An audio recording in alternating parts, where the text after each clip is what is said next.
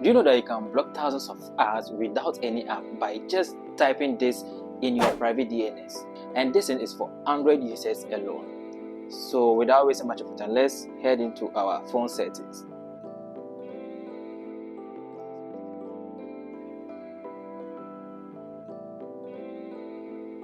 Then locate more connections. Then move to DNS.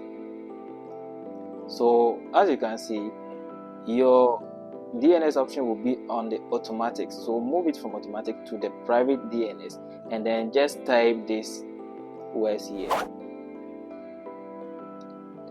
and click on save.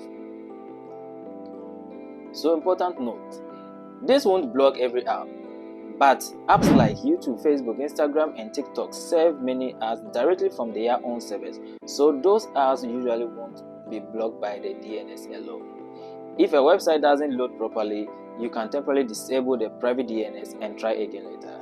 If this trick helped you, don't forget to like this video, subscribe for more hidden phone tips and share it with someone who is tired of annoying apps. See you in the next video.